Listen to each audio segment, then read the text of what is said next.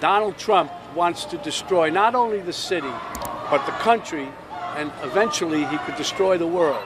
Robert De Niro had never been shy about his disdain for Donald Trump, and when Trump returned to power after his narrow victory over Kamala Harris, De Niro's anger seemed to erupt with a ferocity that drew attention around the world. Only a few months into Trump's second term, the acclaimed actor decided to unleash a blistering critique, cutting deeper than ever before. For De Niro, this wasn't about Hollywood soundbites or quick jabs at award shows anymore.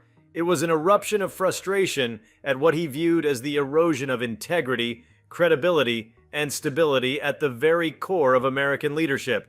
He turned his public spotlight directly onto Trump's actions, his private life, and the wider implications for the nation. Before we start, smash the like and subscribe buttons for more updates. The timing of De Niro's tirade was important. Trump's second term had only just begun, and instead of showing signs of restraint or a newfound presidential composure, he had already set in motion a string of controversies that overshadowed any policy moves. In De Niro's eyes, it was a familiar spectacle repeating itself: chaos, division, and a president who seemed more intent on fueling scandal than leading the country. The actor's words became a rallying cry for many who had grown weary of the spectacle, and his attack carried more weight than a passing insult. It was deeply personal, steeped in disappointment, and unrelenting in tone. What elevated this confrontation beyond the usual celebrity versus politician spat was De Niro's decision to spotlight rumors of Trump's alleged secret affairs. By doing so, he tapped into the uneasy suspicion that Trump's private behavior mirrored the recklessness and duplicity he projected in public. De Niro emphasized the moral hypocrisy he saw in a president who claimed to represent family values, yet was accused of betraying his own marriage repeatedly. By dragging Melania Trump into the conversation, albeit indirectly, De Niro underscored the personal toll of living alongside a figure who seemed incapable of loyalty. This wasn't just about politics for De Niro, it was about human decency, about the cost of deception, and about the disconnect between image and reality in the nation's highest office. From the beginning, Trump's relationship with De Niro had been adversarial, but what unfolded after the 2024 election was different. De Niro no longer sounded like an actor offering political commentary. He sounded like a citizen who had reached a breaking point. He channeled the frustration of countless Americans who had hoped Trump's return might at least bring a different tone, only to find that the same patterns of scandal and self-interest had reappeared. The actor's fury reflected the public mood, especially among those who felt betrayed by the promise of stability after years of upheaval. By going after Trump so fiercely, De Niro embodied the spirit of resistance in cultural form, articulating what many whispered but few dared to declare with such blunt force. What made De Niro's intervention so potent was his ability to weave together personal critique and broader implications.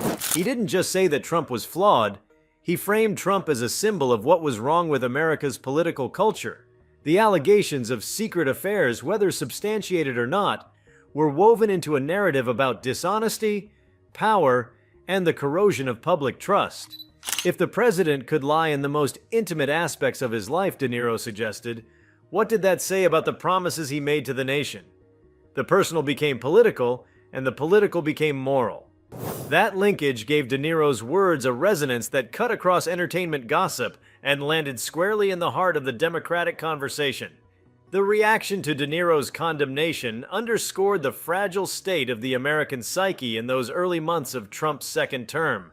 Supporters of the president dismissed the attack as Hollywood elitism, while critics of Trump embraced De Niro's comments as a cultural rallying point.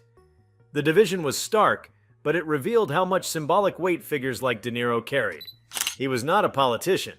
He was a cultural icon whose credibility rested on decades of artistry and authenticity.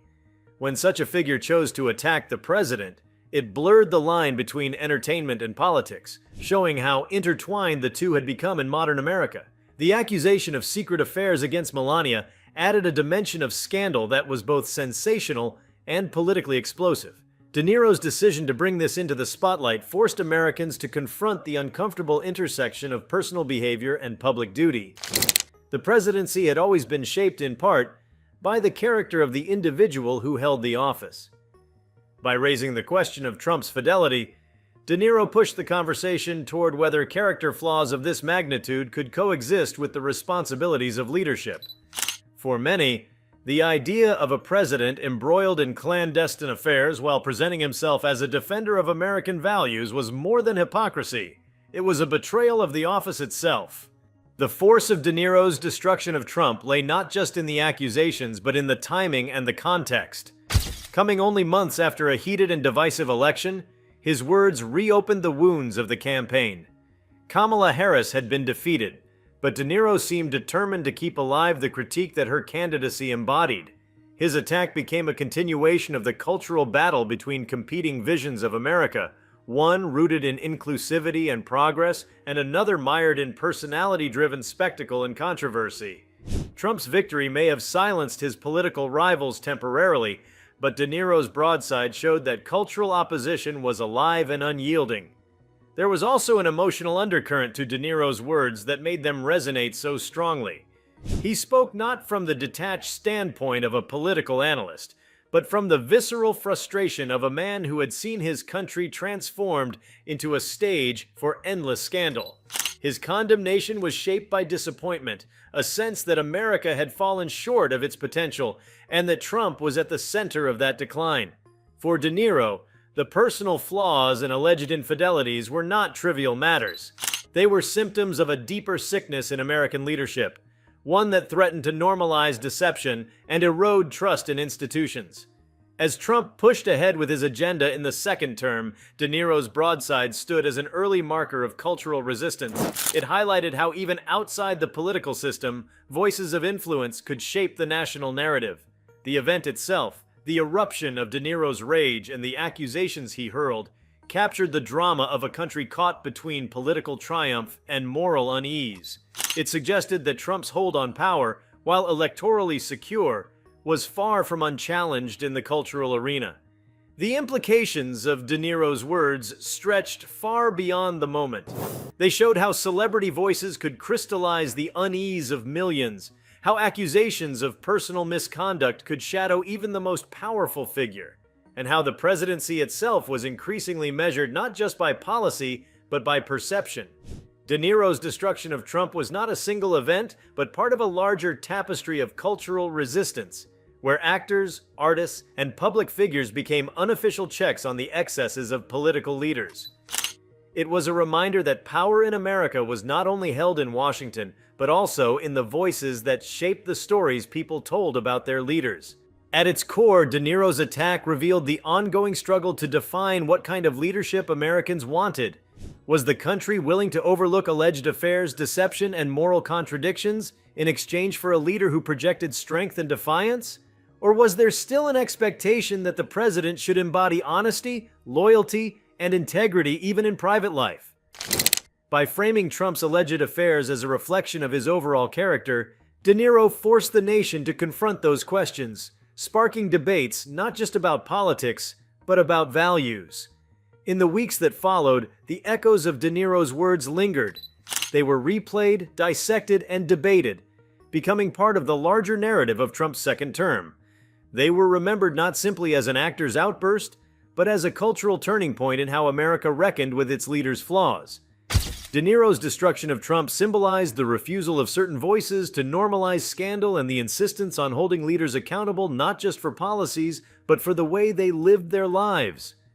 The attack was raw, uncompromising, and relentless, and it revealed how much emotion was bound up in Trump's second rise to power. For De Niro and those who shared his outrage, the early months of Trump's second term were already proof that nothing had changed. The scandals, the accusations, the personal betrayals, these were not aberrations, but defining features. By casting light on the alleged affairs, De Niro forced the nation to recognize that beneath the pomp and ceremony of the presidency lay the same chaos, the same duplicity, and the same disregard for values that many had hoped were left behind. The event itself will always be remembered as one of those moments when a cultural figure stepped out of his artistic role and into the arena of political confrontation with unflinching honesty. It was not just about Robert De Niro venting his fury at Donald Trump. It was about the broader question of what America was willing to accept in its leaders, how much scandal it could normalize, and how deeply personal character could shape the destiny of a nation. Through his destruction of Trump, De Niro reminded Americans that the fight over values and integrity was as urgent as any debate over laws or policies, and that even in the glare of political power, truth and trust still mattered. If you liked this video, please give it a like, and subscribe to our channel. Also, leave your comments below and tell us, what are your thoughts on De Niro's criticism of Trump's second term? We want to hear from you. Thank you for watching, and see you next time.